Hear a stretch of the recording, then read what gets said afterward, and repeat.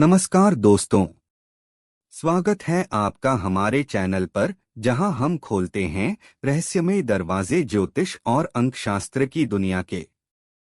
आज का वीडियो आपके जीवन के छिपे हुए संकेतों और संख्याओं के रहस्यों को उजागर करेगा। अगर आप जानना चाहते हैं कि आपकी जन्मतिथि, ग्रहों की चाल और अंक आपके भविष्य को कैसे प्रभावित करते हैं, तो वीडियो को अंत तक जरूर देखें।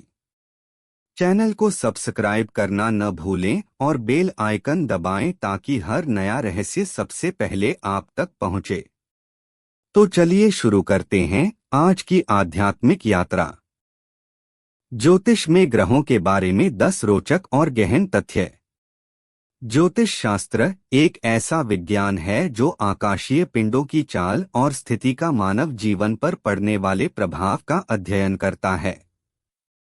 इस विज्ञान की नींव है ग्रह। ज्योतिष में सूर्य, चंद्र, मंगल, बुध, गुरु, शुक्र, शनि, राहु और केतु इन 9 ग्रहों को मुख्य माना गया है।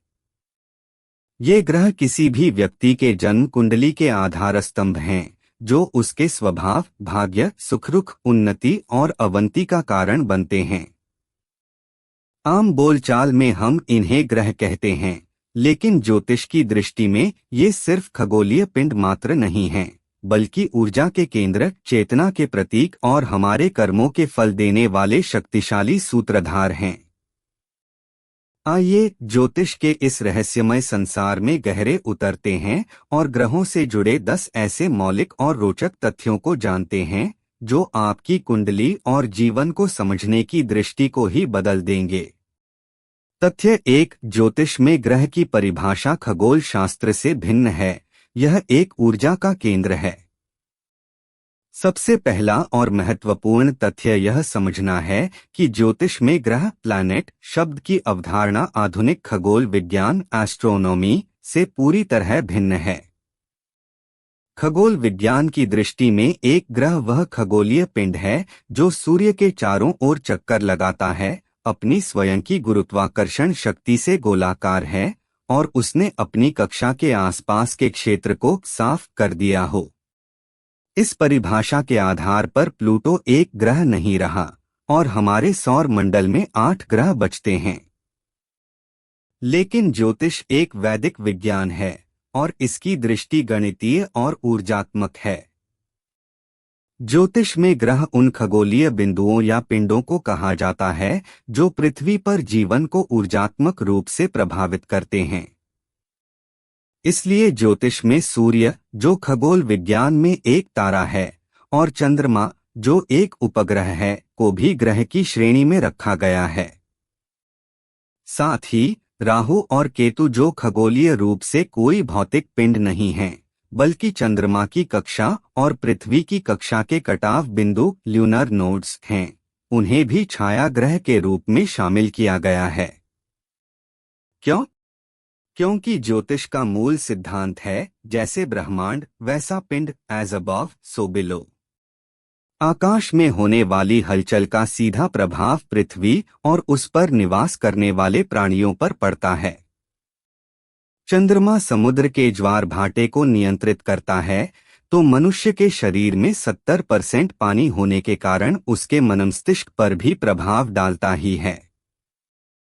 इसी तरह सूर्य की ऊर्जा के बिना पृथ्वी पर जीवन की कल्पना भी नहीं की जा सकती। इस प्रकार ज्योतिष में ग्रहों को विभिन्न प्रकार की कॉस्मिक एनर्जीज का प्रतिनिधि माना जाता है। प्रत्येक ग्रह एक प्रकार की चेतना, एक विशेष प्रकार की प्रवृत्ति और एक निश्चित प्रकार के कर्म का प्रतीक है। जब हम किसी की कुंडली बनाते हैं, तो हम वास्तव में उस जन्म के समय आकाश में स्थित इन ऊर्जा केंद्रों का एक ऊर्जा मानचित्र, एनर्जी ब्लूप्रिंट, बनाते हैं। यह मानचित्र बताता है कि ये ऊर्जाएं व्यक्ति के जीवन के विभिन्न पहलुओं, जैसे व्यक्तित्व, धन, संबंध, करियर आदि को कैसे आकार देंगी। निष्कर्ष, ज्योतिष के लिए ग्रह का भौतिक स्वरूप उतना महत्वपूर्ण नहीं है जितना कि उसकी स्थिति, गति और दूसरे ग्रहों के साथ उसका संबंध। यह एक सूक्ष्म विज्ञान है जो भौतिक विज्ञान से आगे की ऊर्जा के स्तर पर होने वाली अंत क्रियाओं का अध्ययन करता है। तथ्य 2, प्रत्येक ग्रह एक विशिष्ट कारक सिग्निफिकेटर होता है। ज्योतिष का दूसरा मौलिक तथ्य है कारकत्व। प्रत्येक ग्रह जीवन के कुछ क्षेत्रों, वस्तुओं, लोगों और गुणों का प्रतिनिधित्व करता है। इन्हें उस ग्रह का कारक कहा जाता है। यह कारकत्व ही कुंडली विश्लेषण की रीढ़ है। एक ग्रह जिस भाव में बैठता है उस भाव के मामलों को प्रभावित करता है और जिस राशि में होता है उस राशि के गुणों के अनुसार अपना प्रभाव देता है। साथ ही वह अपने स्वाभाविक कारकत्व के क्षेत्रों को भी नियंत्रित करता है। आइए प्रमुख ग्रहों के मुख्य कारकत्व को समझते हैं। सूर्य सन। सूर्य आत्मा, पिता, शासक, प्राधिकारी, पद, प्रतिष्ठा, स्वास्थ्य, जीवन शक्ति, तेज, सरकारी क्षेत्र और हृदय का कारक है। चंद्रमा मून। चंद्रमा मन, माता, भावनाएं, संवेदनशीलता, सुख, दूध, जल, लोकप्रियता और स्मृति का कारक है। मंगल मार्स। मंगल भाई, ऊर्जा, साहस, आक्रमण, सेना, पुलिस, शल्य चिकित्सा, रक्त, अग्नि, भूमि और संघर्ष का कारक है। बुध मरकरी। बुध बुद्धि, तर्क, वाणी, शिक्षा, व्यापार, गणना, लेखन, संचार, चाचाताओं और हर प्रकार के कौशल का कारक है। गुरु बृहस्पति। जुपिटर गुरु ज्ञान, धर्म, आचार्य, संतान, धन, समृद्धि, विवाह, वकील और भाग्य का सबसे बड़ा कारक है। शुक्र वीनूस। शुक्र प्रेम, सौंदर्य, विवाह, सुख, वैभव, कला, संगीत, जीवन साथी, प्रतिसुख, वाहन और आराम की वस्तुओं का कारक है। शनि सैटर्न। शनि श्रम, नौकरी, दासत्व, लंबी उम्र, मित्रता, विलंब, बाधाएं, निर्धनता, वैराग्य और न्याय का कारक है। Rahu north node. राहु विदेश, प्रवास, तकनीक, जादूटोना, अचानक लाभ, मानसिक तनाव, धूम्रपान और असंतोष का कारक है। Ketu south node. केतु विलगाव, मोक्ष, रहस्यमय विज्ञान, शोध, तीक्ष्ण बुद्धि, छूट, धोखा और आध्यात्मिक उन्नति का कारक है। उदाहरण, यदि किसी की कुंडली में शुक्र कमजोर है तो उसे जीवन साथी से संबंधित समस्याएं, प्रेम में असफलता, कलात्मक कार्यों में रुचि की कमी या धन की कमी का सामना करना पड़ सकता है, क्योंकि शुक्र इन सब का कारक है। इसी तरह यदि गुरु मजबूत है तो व्यक्ति को उच्च शिक्षा, अच्छे भाग्य, संतान सुख और समाज में मान सम्मान की प्राप्ति होती है। यह कारकत्व ही ज्योतिषी को यह बताने में सक्षम बनाता है कि व्यक्ति का जीवन के विभिन्न क्षेत्रों में क्या अनुभव रहेगा। तथ्य 3, ग्रह शुभ और अशुभ होते हैं, पर यह स्थिति के अनुसार बदलता है। एक आम धारणा है कि कुछ ग्रह हमेशा अच्छे होते हैं और कुछ हमेशा बुरे।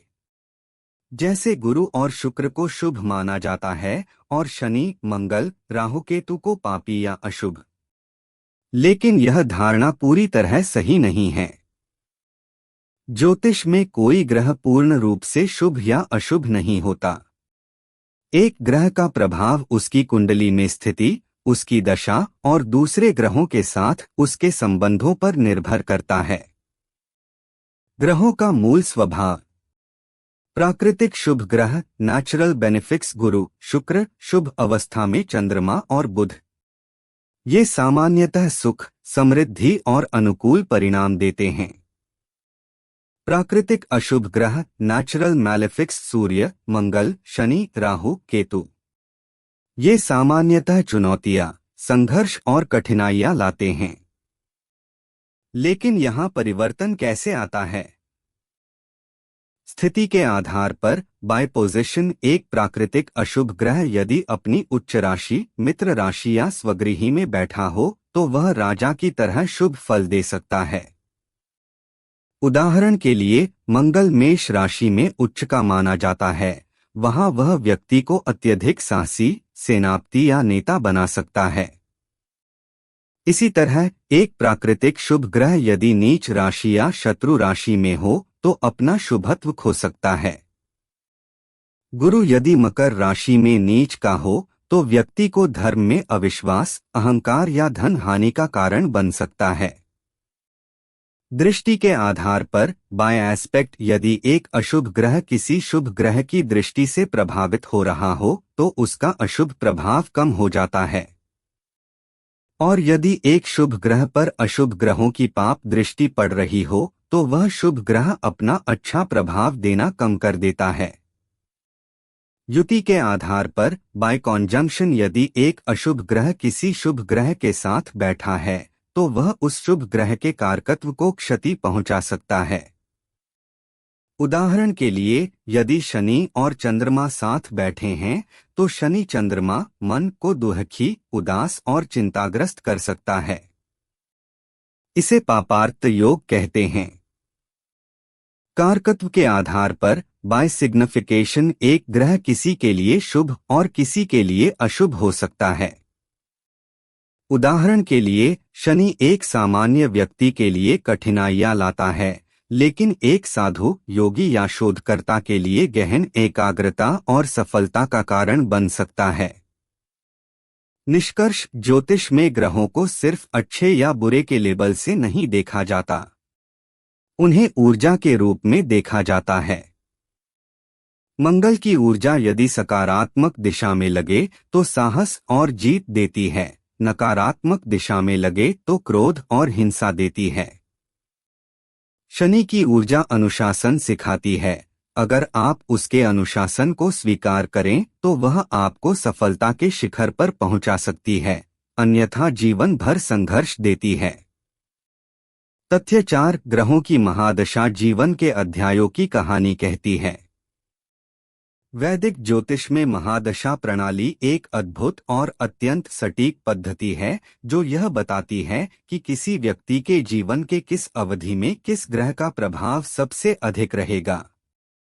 यह प्रणाली इस सिद्धांत पर काम करती है कि जन्म के समय चंद्रमा जिस नक्षत्र में होता है उस नक्षत्र के स्वामी ग्रह से ही जीवन की दशाओं का आरंभ होता है। ग्रहों की महादशा का क्रम इस प्रकार है: केतु, शुक्र, सूर्य, चंद्र, मंगल, राहु, गुरु, शनि, बुध। प्रत्येक ग्रह की दशा की एक निश्चित अवधि होती है। उदाहरण के लिए, सूर्य की दशा 6 वर्ष, चंद्रमा की 10 वर्ष, राहु की 18 वर्ष और शनि की 19 वर्ष की होती है। महादशा कैसे काम करती है? मान लीजिए किसी व्यक्ति की शुक्र महादशा चल रही है। शुक्र प्रेम, विवाह, सुख, धन और कला का कारक है। इसलिए इस 20 वर्ष की अवधि में व्यक्ति के जीवन के यही पहलू सबसे अधिक सक्रिय होंगे। हो सकता है इसी दशा में उसकी शादी हो, उसे प्रेम संबंध मिले, वह कला के क्षेत्र में सफलता प्राप्त करे या धन और ऐश्वर्य में वृद्धि हो। लेकिन यह तभी पूरी तरह सच होगा जब जन्म कुंडली में शुक्र मजबूत और शुभ स्थिति में हो। यदि कुंडली में शुक्र कमजोर या पीड़ित है तो शुक्र की दशा में उसके कारकत्व के विपरीत फल मिल सकते हैं, जैसे प्रेम में धोखा, विवाह में कलह, धन की हानि या कलात्मक कार्यों में असफलता। इसी तरह शनि की महादशा को अक्सर डरावना माना जाता है। शनि श्रम, बाधा और विलंब का कारक है। इसलिए इस 19 वर्ष की अवधि में व्यक्ति को जीवन के हर क्षेत्र में कड़ी मेहनत करनी पड़ सकती है, उसे बाधाओं का सामना करना पड़ सकता है। लेकिन अगर कुंडली में शनि मजबूत है तो यही दशा व्यक्ति को उसके श्रम का फल देगी, स्थायी सफलता, ऊंचे पद और दीर्घकालीन लाभ।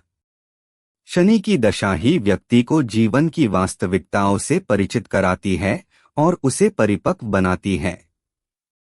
महादशा के भीतर अंतर्दशा, सब पीरियड्स भी चलती हैं जो और भी सूक्ष्म रूप से घटनाओं का विश्लेषण करने में सहायक होती हैं।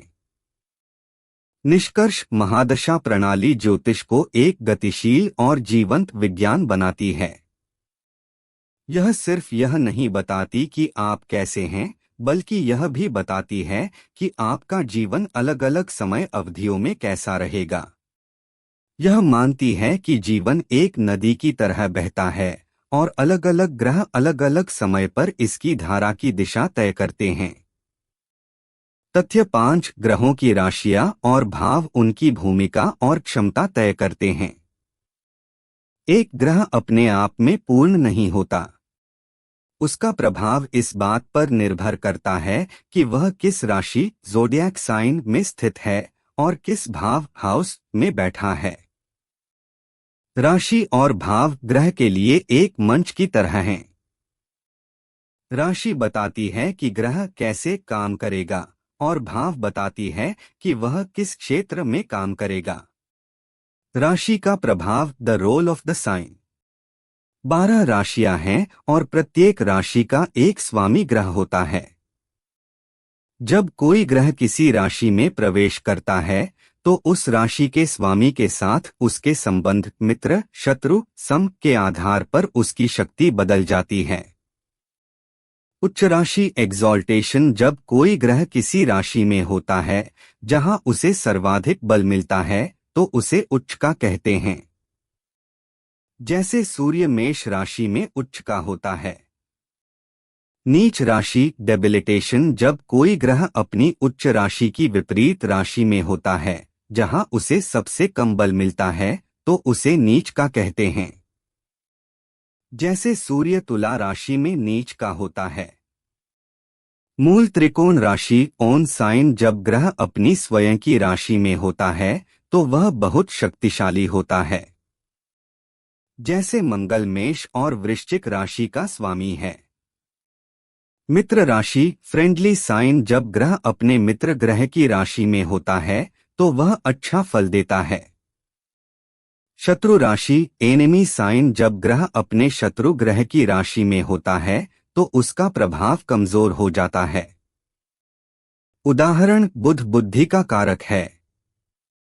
यदि बुध अपनी उच्च राशि कन्या में हो तो व्यक्ति अत्यंत तर्कसंगत विश्लेषणात्मक और बुद्धिमान होगा।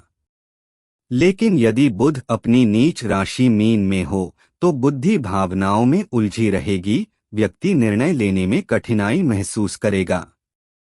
भाव का प्रभाव the role of the house. कुंडली में 12 भाव होते हैं जो जीवन के 12 अलग अलग क्षेत्रों का प्रतिनिधित्व करते हैं। पहला भाव स्वयं का शरीर व्यक्तित्व। दूसरा भाव धन परिवार वाणी। 7वां भाव विवाह जीवन साथी बिजनेस पार्टनरशिप। 10वां भाव करियर पद प्रतिष्ठा। जिस भाव में ग्रह बैठता है वह उस भाव के कारकत्व को प्रभावित करता है। उदाहरण मंगल ऊर्जा और आक्रमण का कारक है।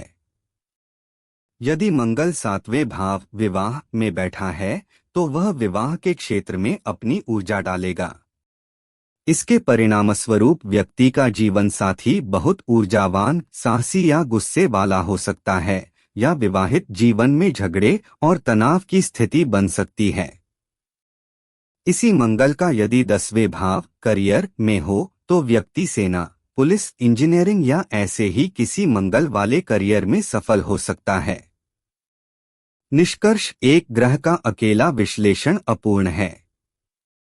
उसकी राशि और भाव की स्थिति ही यह निर्धारित करती है कि वह ग्रह व्यक्ति के लिए वरदान है या अभिशाप। तथ्य 6 ग्रहों की दृष्टि एस्पेक्ट एक शक्तिशाली तत्व है। ज्योतिष का एक और रोचक पहलू है दृष्टि। दृष्टि का अर्थ है कि एक ग्रह अपनी स्थिति से दूर बैठे हुए दूसरे ग्रह भाव या राशि पर अपनी शक्ति की किरणें एनर्जेटिक रेज डालता है। यह दृष्टि शुभ या अशुभ हो सकती है। ग्रहों की दृष्टि ही कुंडली को एक जटिल और गतिशील नेटवर्क बना देती है जहां हर चीज एक दूसरे से जुड़ी होती है। विशेष दृष्टियां स्पेशल एस्पेक्ट्स। शनि की दृष्टि शनि 3, 7 और 10वें स्थान से दृष्टि डालता है। यानी जहां शनि बैठा है उससे तीसरे 7वें और 10वें स्थान पर स्थित भावों राशियों और ग्रहों पर उसकी दृष्टि पड़ेगी। शनि की दृष्टि को कठोर और प्रतिबंधात्मक माना जाता है। मंगल की दृष्टि मंगल 4, 7 और 8वें स्थान से दृष्टि डालता है। मंगल की दृष्टि उग्र और आक्रामक होती है। गुरु की दृष्टि गुरु 5, 7 और 9वें स्थान से दृष्टि डालता है। गुरु की दृष्टि सबसे शुभ और रक्षात्मक मानी जाती है। यह पापी ग्रहों के बुरे प्रभाव को कम करने की शक्ति रखती है। दृष्टि का प्रभाव। मान लीजिए किसी की कुंडली में चौथा भाव माता, सुख, वाहन, मकान है और उस पर शनि की पूर्ण दृष्टि है। इसका मतलब है कि व्यक्ति के सुख के विषयों पर शनि की कठोर नजर है। इससे माता के स्वास्थ्य में समस्या, मानसिक सुख में कमी या घर गाड़ी के सुख में विलंब हो सकता है। लेकिन अगर उसी चौथे भाव पर गुरु की शुभ दृष्टि भी पड़ रही है तो गुरु की दृष्टि शनि के कठोर प्रभाव को संतुलित कर देगी और समस्याओं का निवारण करेगी। इसी तरह यदि शुक्र प्रेम और विवाह का कारक पर मंगल की दृष्टि है तो प्रेम संबंधों में जलन, ईर्ष्या, जल्दबाजी या विवाह के बाद तनाव की स्थिति बन सकती है। निष्कर्ष। दृष्टि की अवधारणा बताती है कि कुंडली में कोई भी ग्रह अकेला नहीं है। सब कुछ आपस में जुड़ा हुआ है। एक ग्रह की एक दृष्टि पूरी कुंडली के फलित को बदल सकती है। इसलिए एक अनुभवी ज्योतिषी सिर्फ ग्रहों की स्थिति ही नहीं बल्कि उनकी आपसी दृष्टियों का भी गहन अध्ययन करता है। तथ्य 7 ग्रहों का बल, स्ट्रेंथ, उनके प्रभाव की तीव्रता तय करता है। सभी ग्रह एक जैसे शक्तिशाली नहीं होते। कुंडली में कुछ ग्रह बहुत मजबूत होते हैं और कुछ कमजोर। एक ग्रह का बल ही यह निर्धारित करता है कि वह अपना शुभ या अशुभ प्रभाव कितनी तीव्रता के साथ दे पाएगा। एक कमजोर ग्रह अपना अच्छा फल पूरी तरह नहीं दे पाता और एक मजबूत अशुभ ग्रह भी कम नुकसान पहुंचाता है। ग्रहों के बल का आकलन करने के लिए ज्योतिष में षड्बल नामक एक विस्तृत प्रणाली है जिसमें 6 प्रकार के बलों की गणना की जाती है। इनमें से कुछ मुख्य बल इस प्रकार हैं। स्थान बल, पोजिशनल स्ट्रेंथ, ग्रह किस भाव में है। केंद्र 1, 4, 7, 10 और त्रिकोण 1, 5, 9 के भावों में स्थित ग्रहों को सबसे अधिक बल मिलता है। इन्हें केंद्राधिपति और त्रिकोणाधिपति कहा जाता है जो राजयोग बनाते हैं। राशि बल, साइन स्ट्रेंथ, जैसा कि पहले बताया, ग्रह उच्च राशि में है, नीच राशि में है, अपनी राशि में है या मित्र शत्रु राशि में है। दिग्बल, डायरेक्शनल स्ट्रेंथ, कुछ ग्रहों के लिए कुछ भाव विशेष रूप से शक्तिशाली होते हैं। जैसे सूर्य 10वें भाव में मध्याह्न का समय सबसे अधिक शक्तिशाली होता है। काल बल, टेम्परल स्ट्रेंथ, ग्रह दिन में जन्मे व्यक्ति की कुंडली में शुभ है या रात में जन्मे व्यक्ति की कुंडली में। जैसे सूर्य दिन में और चंद्रमा रात में शक्तिशाली होते हैं। चेष्टा बल, मोशनल स्ट्रेंथ, ग्रह की गति।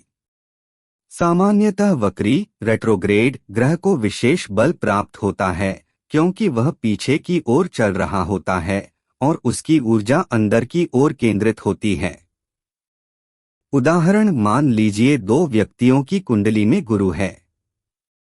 पहले व्यक्ति की कुंडली में गुरु अपनी उच्च राशि कर्क में, केंद्र के भाव में और शुक्र के साथ युति में है।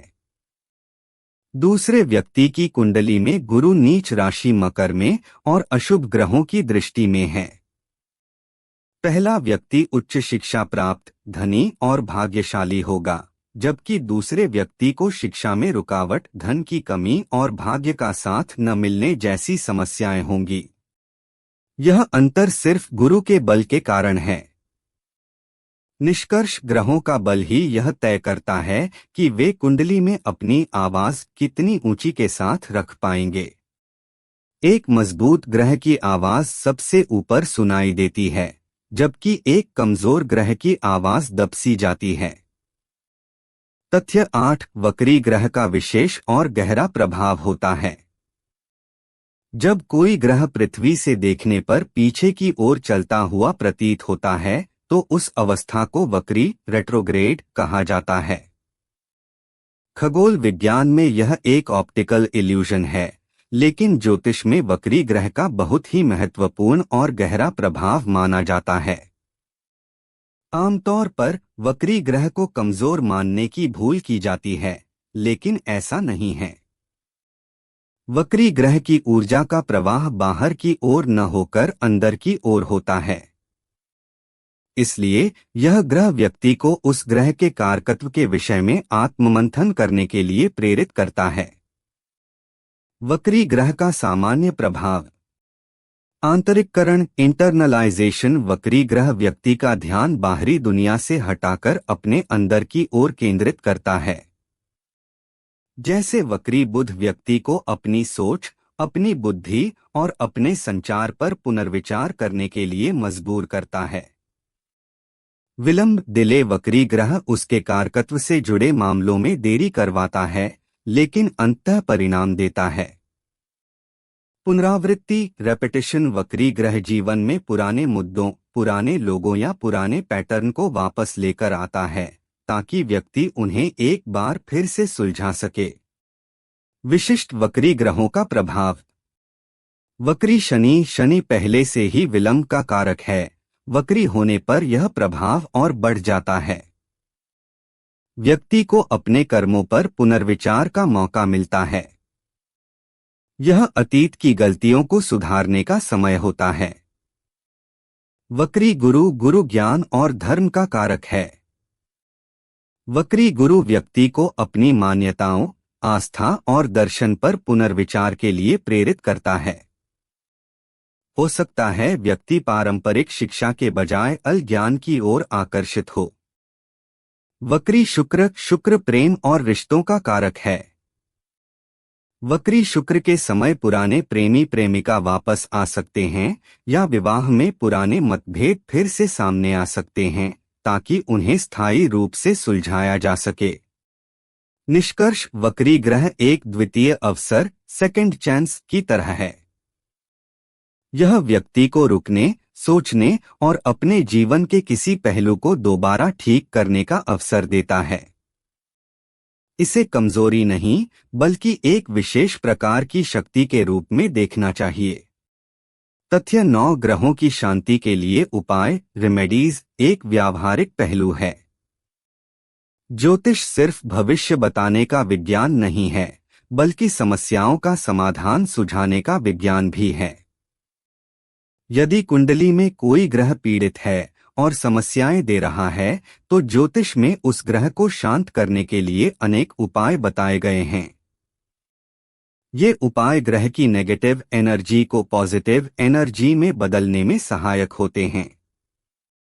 उपायों का मूल सिद्धांत है समानता का नियम, लॉ ऑफ सिमिलैरिटी।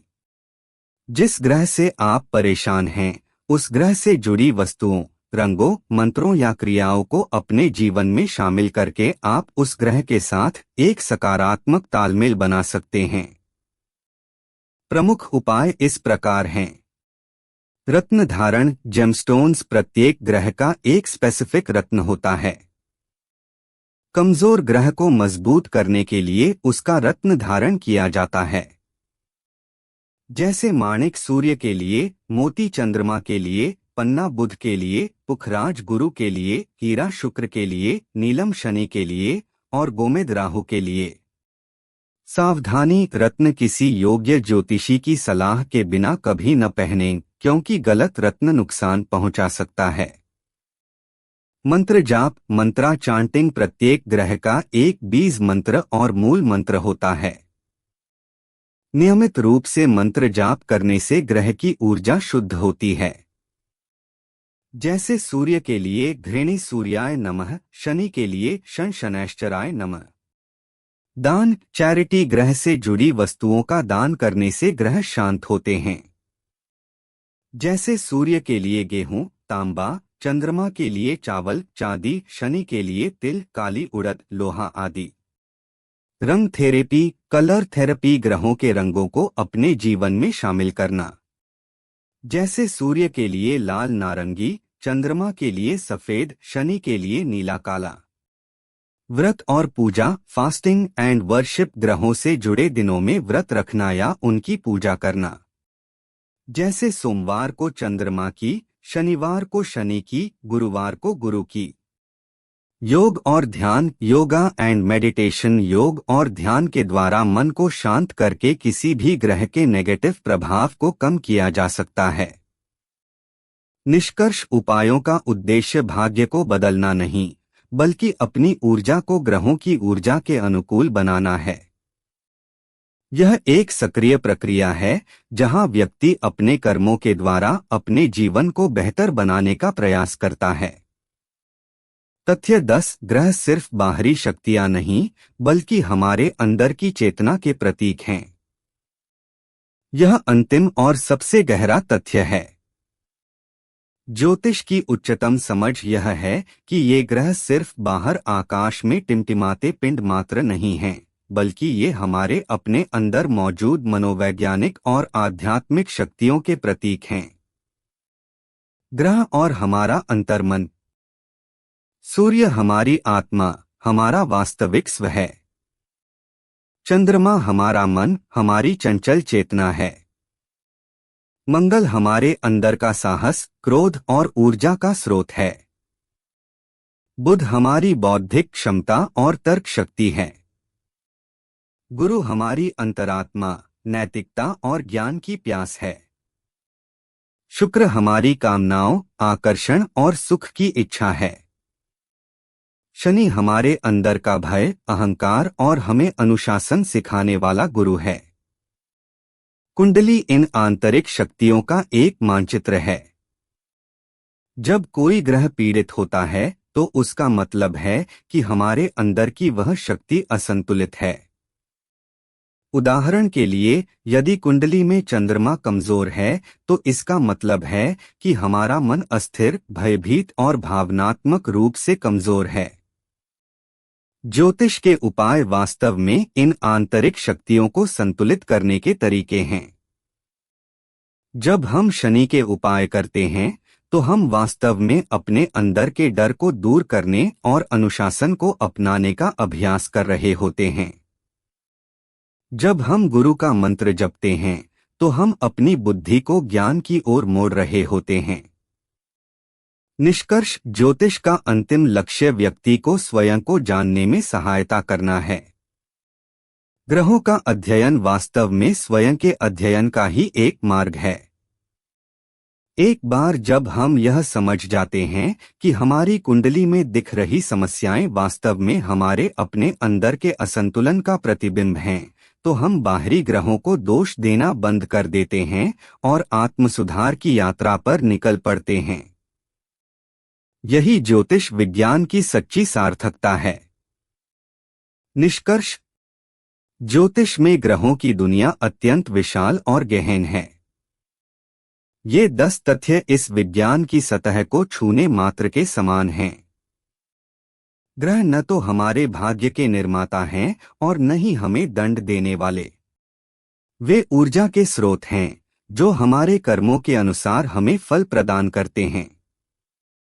एक कुंडली एक पोटेंशियल मैप है जो संभावनाओं और चुनौतियों को दर्शाती है। अंततः हमारा मुक्त विवेक, हमारे कर्म और हमारी चेतना ही यह तय करती है कि हम इन ग्रहीय ऊर्जाओं का उपयोग अपने जीवन को सुखमय और सार्थक बनाने में कर पाते हैं या नहीं। ग्रह हमें दिशा दिखाते हैं, लेकिन मंजिल तक का सफर तय करना हमारे अपने हाथों में है। तो दोस्तों, आज की रहस्यमय यात्रा यहीं समाप्त होती है। हमें उम्मीद है कि आपने आज कुछ नया जाना, ग्रहों की चाल, अंकों की शक्ति और अपने जीवन से जुड़े गहरे संकेतों को समझा। अगर आपको यह वीडियो पसंद आया हो तो लाइक जरूर करें, अपने दोस्तों के साथ शेयर करें और कमेंट में बताएं कि आपको सबसे ज्यादा क्या रोचक लगा। ऐसे ही और रहस्यों को जानने के लिए चैनल को सब्सक्राइब करें और बेल आइकन दबाएं ताकि अगली बार जब हम ब्रह्मांड के संकेतों को पढ़ें, आप सबसे पहले जुड़ सकें। आपका दिन शुभ हो और सितारे हमेशा आपके पक्ष में रहें।